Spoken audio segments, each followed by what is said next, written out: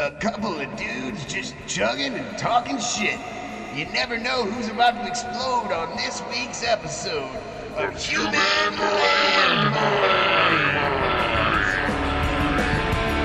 With this week's guest, Sergeant J.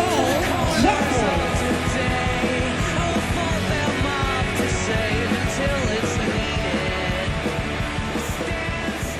Hello, everyone.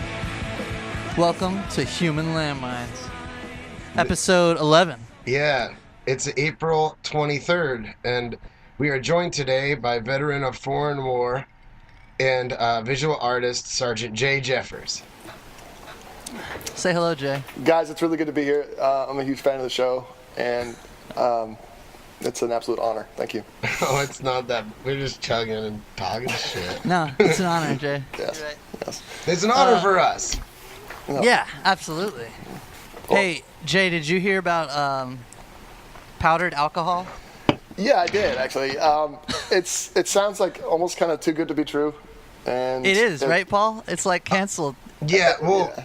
so just for the viewing and listening audience of the 54 people who watch this show every week, if you haven't heard of powdered alcohol, there's a company in Arizona that is determined to be the first distributor and maker of powdered alcohol in the United States.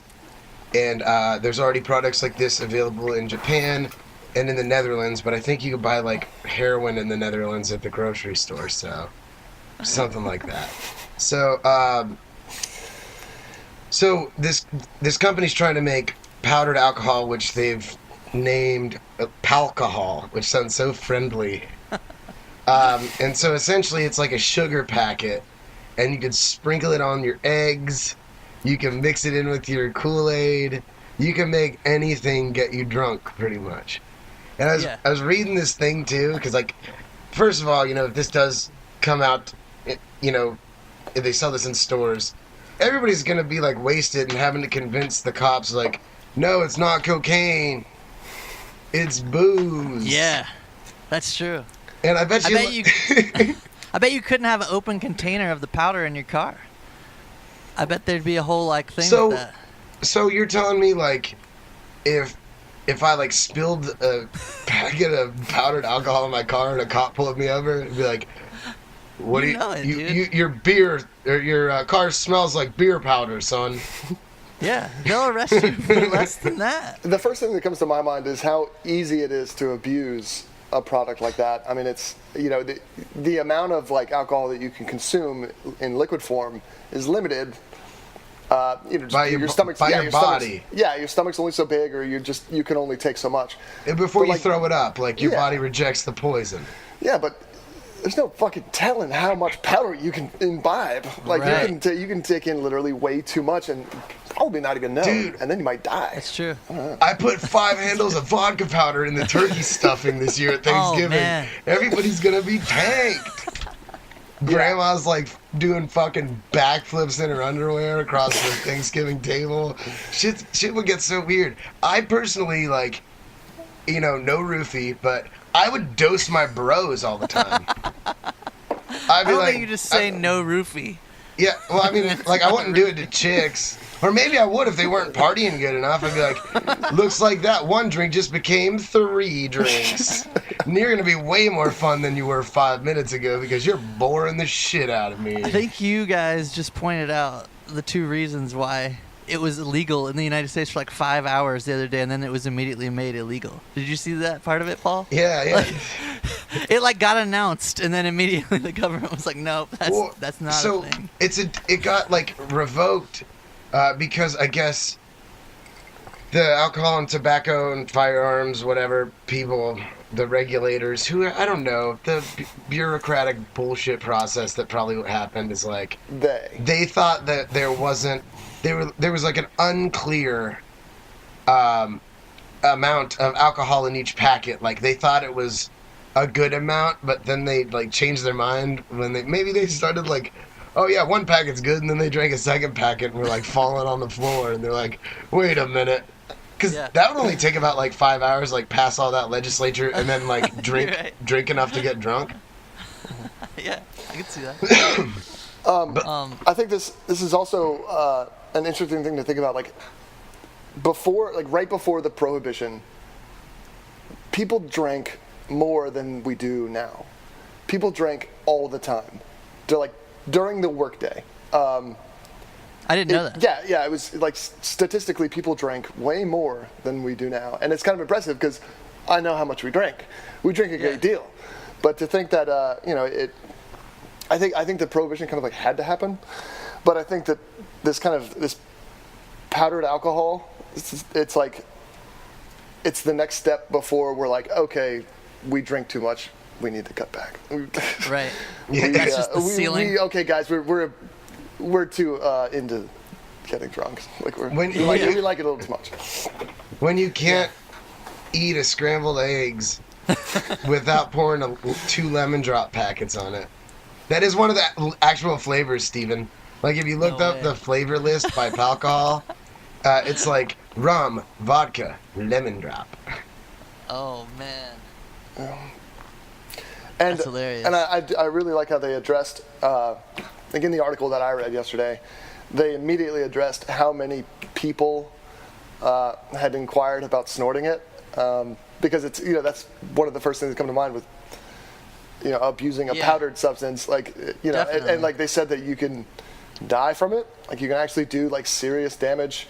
And did they? Yeah, and apparently like they knew that it was going to be a problem, like the producers of this one company or whatever, they knew that it was going to be a problem, so they like cut it in a way that if you snort it, it takes like 5, like I can't remember what the actual like unit was, but he says like it takes like 5 like whole grams to even equal make one drink. Yeah, and like and like all you're gonna do is like you're just gonna go through a lot of pain, and then you're not even gonna feel anything.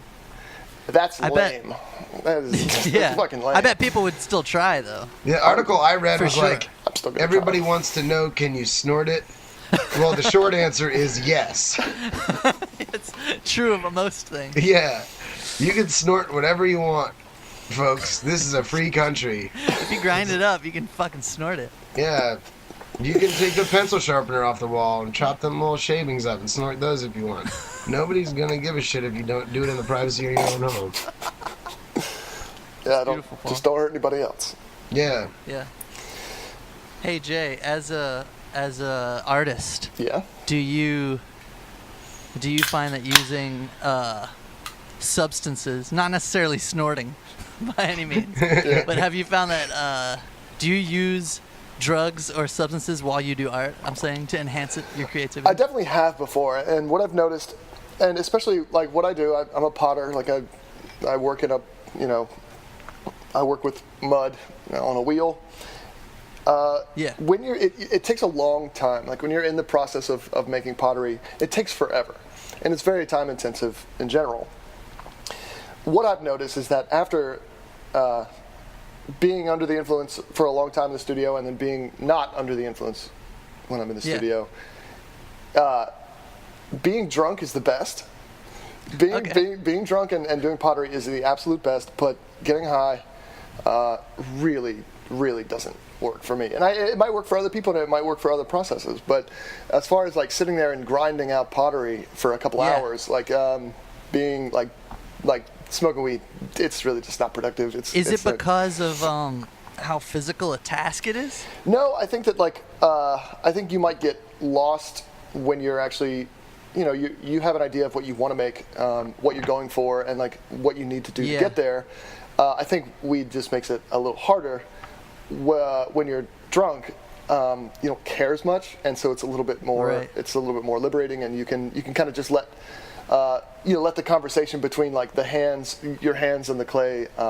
You just kind of let that go a little bit. But with marijuana, you get really self-conscious, and you start thinking about like, oh well, if I did that, it'd be really cool, but nobody's gonna like it. Like, oh god, I don't know. Oh man. Yeah, so I've definitely thought about it a great deal, and because I've done both. Yeah. What about you? What about when you're making music? I'm all over the place, man. I've made music on every substance I've ever done. Like I've tried it, like what's making music like on this drug or with this drinking a bunch of tequila. Like I've definitely tried it every which way. I would say I think sober is the best, maybe. Though you can be more creative on certain others if you're setting your mind to like really songwriting or crafting something. I think sobriety. Maybe drugs would help with the initial idea, but sobriety, when you carry it out, record it, and like get to the nuts and bolts of it. What do you think, Paul? I think that being sober when you're doing stuff is probably the best while you're creating. But Yeah, okay. if you're performing, you can like get real fucked up. Like, because Nice. like with the metal band, we used to drink like 18 beers at a practice, and we only practiced for like an hour and a half, and like there's 5 of us, so 2 people are drinking like 4 beers in an hour and a half, and we'd usually come after brunch too. We'd always play Sundays. Yeah. And like we'd be there for a longer time, but it wasn't necessarily like we were practicing longer because we were honing it. It was just taking us longer to get to where we needed to be. And like that was sloppy. Let's play it again after we chug another beer. And it'll probably get less sloppy, but maybe that's why we're good at playing drunk now. Now when we practice, like, we all just kind of show up for the practice, and we're all glad to see each other and stuff, and sometimes we'll hang out afterwards, but it's more so like we need to nail down every single part of these songs and decide what we're all going to do so it sounds good when we play it live. So after doing that for like 2 or 3 months and then playing the big show, you just like get hammered and you play it pretty well because like you practice so much. But there's something to that, right? Like I don't know, or was that always a rumor that people would tell you, like, if you study high, take the test high? Or is that based in? I think it's called situational learning. I think it's called like conditioned learning or something, like where you're. So that's real. Yeah, it's a thing. It's a thing. Okay. Yeah. I mean, I believe it. No, I learned about it in school. Oh yeah. Like that's why it's like situational dependency is when you do something, your body, like all the things that, if you're trying to like recall something, all the things that were existing when you learned it, if they're there, you could recall it better. Does that make sense? Yeah. So like, if you were studying out on the porch on a hot day and the sun was on you, and you were high, and you're sitting by the window taking a test trying to remember the stuff, and the sun's on you and you're hot, and you just got high, you're gonna be like, oh yeah, dude, this is like when I was on the porch. I know all the answers. That's like essentially what the theory says happens, and this actually causes a lot of people to overdose on drugs, this same phenomenon. Well, not, if Bill sits on his chair, this is like an example one of my psychology professors used. Bill sits down in his lazy boy in his living room, and he opens up the drawer of the coffee table and pulls out his needle kit and ties himself off with the belt that's always laying on the floor next to him and does heroin there. He's going to develop a tolerance to heroin because his body's going to start rejecting the poison as soon as he sits down in the chair. And when he opens up the drawer, his body, his memory is like pumping out the heroin chemicals, and then he ties himself off and it keeps getting worse. So he has to do more of it to achieve the same desired effect eventually. That's right? Crazy. God, so it's so easy to drink now. Thank God it's easy to drink. Continue. Sorry about that. So if he is, we'll just say he's doing 10 units of drug A into his veins, and he keeps sitting down in the chair, and over 3 months of just like getting high and being a junkie in that chair, getting high in the same place, he's up to 25 units of that drug to get the same desired effect in his brain. And so one day, his guy's out, and he has to like go and, go around in sketchy alleys and ask a bunch of people he doesn't know for said drug, because he can't get any more and he needs it. And he's outside all day, and he's looking for it all day, and he finally finds a guy who hooks him up. And he's like, I can't even wait till I get home. I'm gonna just do the drug right in this alley. Right. And so he shoots up in the alley and overdoses and dies, even though he's doing the same amount as in his chair. His body just can't take it. Like, it's just... Yeah, because his body was already prepared chemically for the shock. And he just, like, slammed it with a huge dose and in a totally random situation, like a different situation. His body didn't have that. Yeah. That's awesome. No, it's not. Yeah, no, I was going to say, like, let's, I mean, it's interesting. It's completely I'm just, like, fascinating. fascinated by it. I was going to say, like, here's to abusing safe substances for fun. These are legal. You can buy these in the store, kids. I always drink in this chair, so my body's pushing out the antibodies right now. I can honestly say that I may have never sat in this chair and drank. Oh, I'm shit, gonna Jay. get fucked up. Yeah.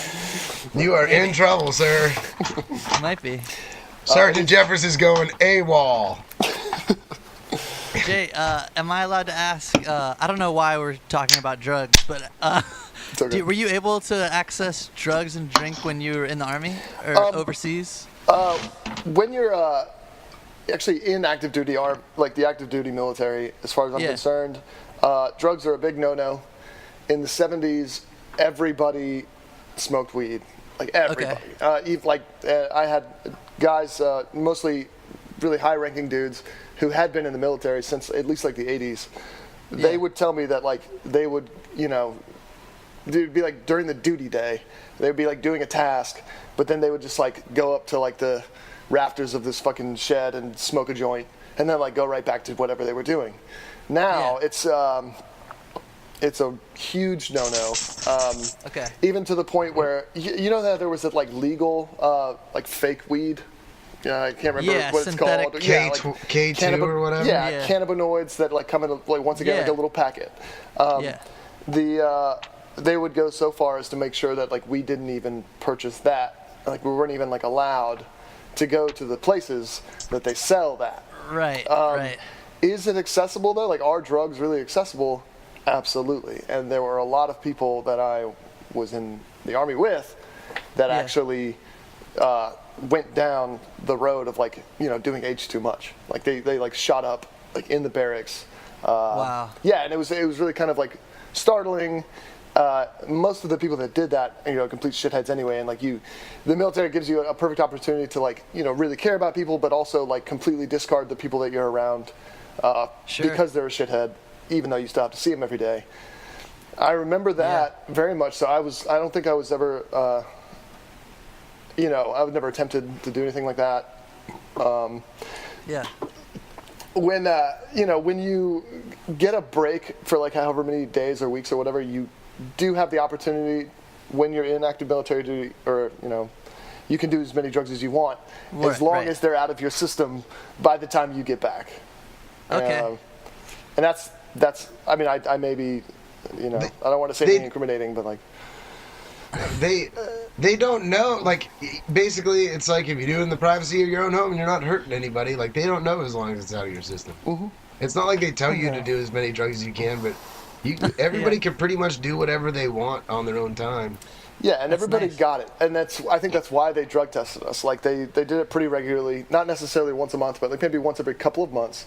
They would do a urinalysis test, and we would line up in front of the fucking pisser, and all like have to hold this little bottle, like this little urine sample bottle, like above our heads. You held it above your head so that everybody could see that you weren't tampering with it or that you weren't doing anything crazy. Wow. Yeah, and it was. I always liked those days because like whenever we had a urinalysis test, it was in the morning, and then we didn't have to do our like daily exercise that day, and I was always very happy because I didn't have to go run 5 miles. All I had to do was stand in line and take a piss, and then just, nice. Yeah, that was you never expect that to be a good day. Yeah, and some people, you could definitely see some people shaking in their boots. Right. Another thing that's really interesting though, it's like one of the rumors that there are people in your unit that run these urinalysis. They only test like 10% of the full sample of everybody that they get, which is also really interesting. Is just like, are you guys even trying? Do you guys really even care if we do this stuff, or just like? Yeah. So you're telling me some dude can be totally smacked out doing every drug on the planet the whole time he's in the military, yes, and pee during the drug test. And he might be like sweating bullets until the test comes back, but they just never tested his like drug-ridden pee. Damn. It happened all the time, and it was so impressive. It was actually kind of impressive because I felt that they were having more fun than I was, and that always kind of pissed me off. Jay, did you feel like the people who were doing like hardcore shit in the barracks? Mm-hmm. Did you feel like they were just that kind of fucked up individual, or do you feel like they got that way from being in the Army? No, they were definitely got into the Army that way. Nobody makes that transformation in a setting like that, because you have so much going on around you and so many people around you. People fall definitely back into it. I don't think that anybody's in the Army is going to be like, well, it's a Thursday night in the barracks. Got to wake up for work tomorrow. But my buddy has some heroin, and I'm going to experiment. Like it just doesn't happen. It just doesn't happen. But people, recovering addicts who join the military probably fall back into it. Yeah, and you definitely, you kind of know. I mean, you just know who's going to be a shithead, and who's not going to be a shithead, and like. There were no like good people that I knew that did anything like that. Right. One of the cool things about the military is that, like, at least for a certain time, for a certain period, superficialities are completely stripped away. All of the things that are like on the surface of a person. Are like they're not necessary, and they're actually like, kind of like get in the way. So everybody's core comes out. Everybody like who the real person always kind of comes out. And if you're a fucking heroin addict, you fucking do heroin in the barracks. Right. But everybody, dude, everybody drank. Everybody like really drank a lot, and that was always fun. And they're like honestly like where I was stationed, there's just nothing better to do. And that's so sad. Yeah. It's so sad, but it's. Yeah. You were at like the coldest fort in the country. So. Yeah, arguably the coldest and the most depressing station. Everybody can say whatever they want about like how shitty their where they get sent to in the Army, but mine is literally the coldest and most boring. Where was it, Jay? It was in a place called Fort Drum.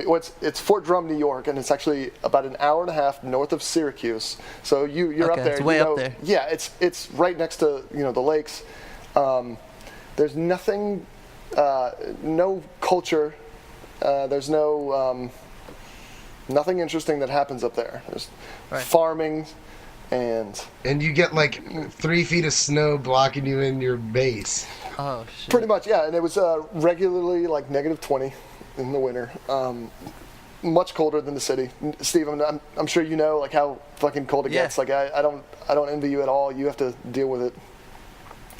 Yeah, but it's way up there. It was worse for me. It was way worse for me. I'll say that. Yeah, and so you drink. You totally resort to substance abuse, and it was always a good time though. We would watch Game of Thrones and drink a 6-pack. It sounds like it could be a lot worse. Yeah, definitely. Yeah, I mean, as long as you're drinking with your bros, there's nothing really going wrong in the world. Yeah, and you definitely do make friends. It's a really interesting scenario because you're around new people that you would never have met otherwise, and you have to see them every fucking day. But everybody in the Army, I think everybody in the military is lucky enough to actually meet some people that they would be friends with normally. They would actually connect with. Right. And so you, in that sense, I felt very lucky. I made some really good friends. And it was fun. Nice. Yeah. Jay, are you out of the military or just home right now? I am technically still belong to the federal government. Anybody who signs up for active duty military belongs to the federal government for a total of 8 years. Like that's the fine print. If something would happen, if World War III were to happen, I could get called back, but it's not going to happen. Right. It does happen sometimes to people for weird reasons. But I think I was expendable enough to where they're not going to call me back after 5 years of like actual active duty military. So Right. I don't even think about it anymore. I'm kind of done, completely done. But you still have to call me Sergeant Jefferson. Okay. Nice. I'm down. So, well, shit. I mean, did we show Jay's pottery on the screen? I did, Jay. Is there anywhere else where your art is? Is there a website or something? No, actually no. I was really bad at like documenting. I was really bad at documenting my work actually. What was the new thing that you had? It looked like white antlers or something crazy. White moose Oh head. yeah. Okay, so Yeah. this is a really interesting thing that my sister. I think I can find that. Yeah, my sister and I, we found this this clever woman on the internet. She created a Instructable. Now, Instructable is a website that it's basically just full of like how-tos or instructions and tutorials about how to do pretty much anything. Like if you go to Instructables, it's a really awesome website. But I get a weekly email that tells you how to do like 12 random things, like whether it be mix a drink, or make some kind of meal, or build or construct some kind of thing, whether it be anything gardening to like, it doesn't even anything. Yeah. One of the things that I got. Go ahead, Paul. We need to make sure Jay's in our Dunbar group in our apocalypse cave. That's true. Jay's got mad skills at lots of He stuff. learns 12 new skills a week. Nobody I know does that. One of the things that we got was this. It was a really cool, Instructable on how to build a like geometric faceted sculpture of some kind. And so this lady figured out a way to take a three-dimensional model, put it through a particular program that made it faceted, like a whole bunch of angles, and like instead of like smooth, curvy, textured lines, just straight, like just two-dimensional geometric shapes all put together to make the surface of this buck head, like this mounted deer head. And she also provides basically a PDF file that has all of the images laid out, all of the different lines that you have to like either cut or score or like make into a little tab so you can glue to the other surface. She provides that, and me and my sister did it, and it was really fun. And I think the best way to describe it is probably called sculpture by numbers, because you're basically just matching up two numbered edges of a piece of paper, and then it all just kind of fits together. You don't even have to think about it. Now it's incredibly generous. It's incredibly generous of this girl to have provided it, but it's all free. Yeah, I mean, I can't take credit for it. I can't, I put it together. Like I cut all the pieces out and glued them together, like anybody could. I do think that this girl could, if she could find a way to market it, it would be fucking awesome, because anybody can buy like a puzzle. People love buying puzzles. Yeah. People love model airplanes. But this, I think this chick was just, she did it herself, and she was just trying to discover, like she's an artist, she's a sculptor, and I think she was just trying to discover a new angle, and she just kind of like stumbled upon this process and did it, and now she just kind of like gave the world her method, and it was awesome. It's cool. I'm very glad to have it above my TV.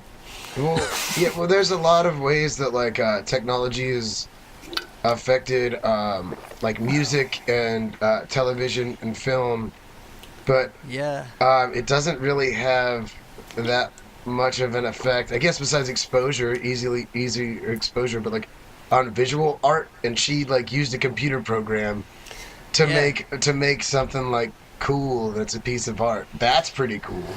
Definitely. And I think like art and Photoshop, I mean, you could Photoshop a picture. Yeah, art, and that you can like take off her third nipple and make her look cool. That kind of shit, I think, like the way technology has affected tech or has affected music and movies, I feel like is gonna come to visual art whenever 3D printers get big. Paul, have you seen those? Oh yeah, I saw Like- that they could like 3D print like a village now. Like they like printed yeah, a house. giant shit. And yeah, like they're convinced that they can use the 3D printer to print like a whole village in a very short amount of time. Is that true? A village? Something like that. think- I was falling in a rabbit hole on the internet the other Oh day. shit. So, as long as they don't print people. Yeah. Are you against printed people, Jay? No, absolutely not. I think that I'm a huge advocate of like scientific discovery and exploration.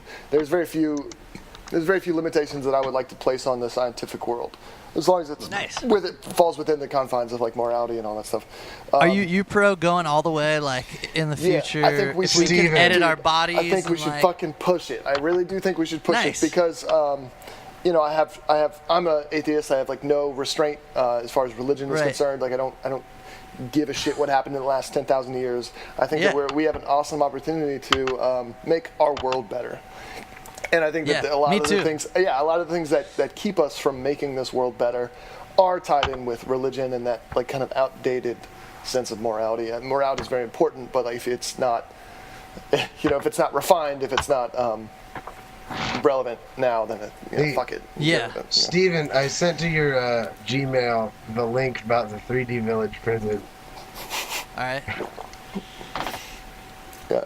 And I think that if we can 3D print people, I think we should absolutely fucking try. I think we should. Yeah. I think I think that like we're only ever going to learn anything, and we're only ever going to get better if we pursue Fuck yeah. more things. If we just continue to pursue, like we didn't fucking go to the moon because we prayed real hard. Yeah. The moon Yeah. because we fucking tried real hard. Like we fucking and God bless JFK, but like I mean that. Yeah, I'm with you, dude. I'm with you all the way. We didn't like build the any of the satellites and exploratory satellites because we like wanted to look for God.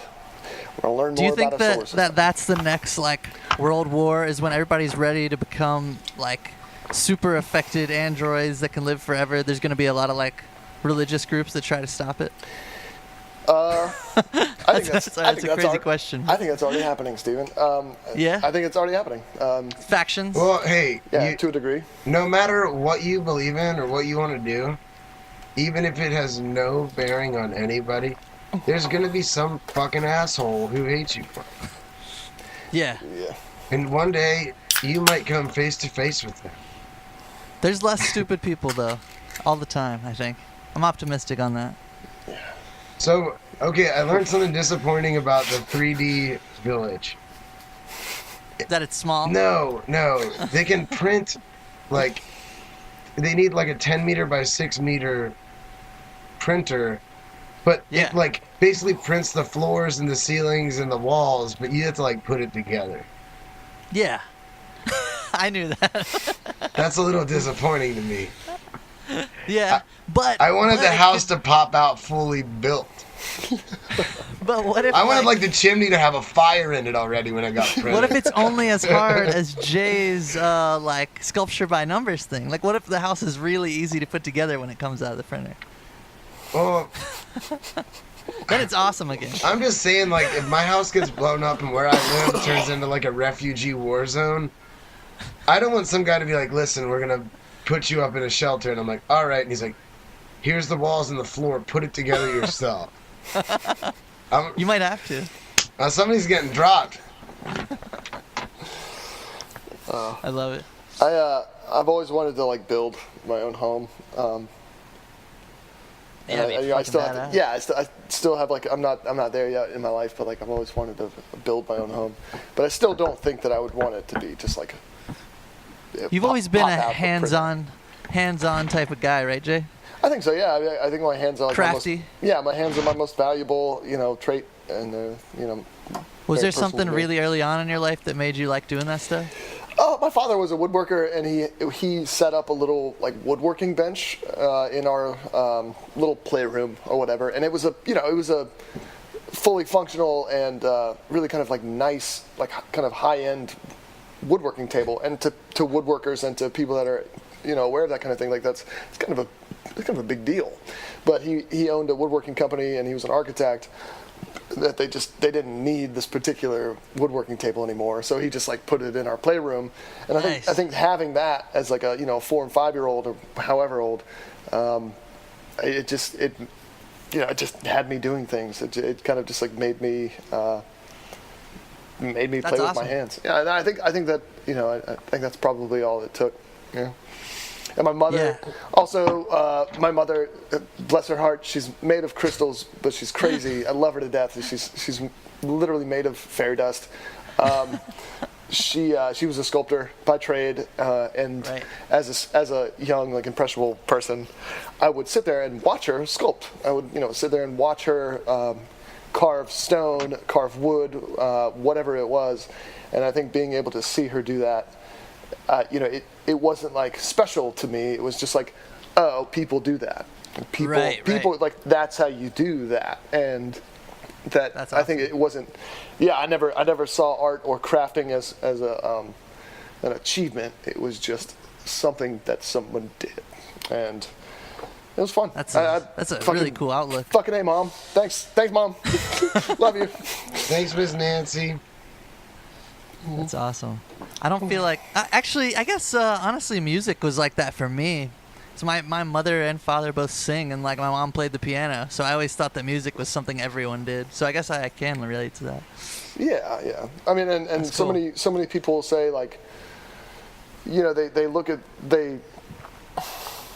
okay, like not everybody can make music, and not everybody can craft or fucking throw pottery on a wheel. That's fine, but I think that if they looked at it more as just like something that was what we did, something that's just like it was less glamorous. Yeah. It's not that glamorous. It's just something that we do. It's something that we're capable of. Humans do it. Yeah, that's totally true. My family always partied all the time, so it's not like I don't feel like it's something to like achieve. I just think I should do it all the time. You're pretty good at partying. Yeah. Oh yeah. Hell yeah, I am. Paul, you're one of my favorite people to party with, and nice. Thank you. I love partying with you too. You're a top partier, dude. Yeah. America's Next Top Partier. So when there's like the 25 of us who make it to Weaverville into the Apocalypse Cave, and like when the world ends. Yeah, but like somebody's already like living in the cave, and there's like 9 of them, but they've been there for a while, and we're like, how do we trust you? And you're like, I'm Steven. I'm good in business and I can make music. And Jay's like, I'm Jay, Sergeant Jay Jeffers, medic. I learn 12 new skills a week for the past 15 years. I'm literally the Encyclopedia Britannica of the survival. And then like, who's this guy? And I'm like, I'm America's Next Top Partier, Paul Pavlich. I'll make sure that we have so much fun. No one's gonna stop having fun. That's a great plan. Yeah, I think there's extreme value in partying. I don't come across a lot of people that don't party. That's real true. But I think when it happens, like when you kind of stumble across something, it's just like, no, I don't drink, I don't do anything. You gotta wonder if they're like, are they really just like bored as shit all the time? Are they? Yeah, dude. Dude, there was a study, Jay, that said that intelligent people do more drugs and have more sex, like because they're. I'm trying to. Like you're right to want to hang out with somebody. But my guy won't call me back, and my girl won't call me back. Yeah, I think you're right. Like people who aren't doing anything aren't fucking who you want to hang out with. First of all, because they're not having fun, and because they're probably dumb. Yeah. I mean, I don't want to not learn anything from the people that I'm around. I don't trust a man who won't have a drink with me. That's my message to everybody sober out there. Fucking boring and stupid. Yeah, there's no worse insult. Oh man. Yeah. You are uninteresting and of a lower intellectual level than I prefer. Yeah, and mad respect for anybody that like chooses not to drink or whatever. Like that. Yeah, exactly. Totally, if that's your thing, I hope you're having fun. Yeah. We're not sure you're having fun. That's why we hope. I mean, you can see us having fun.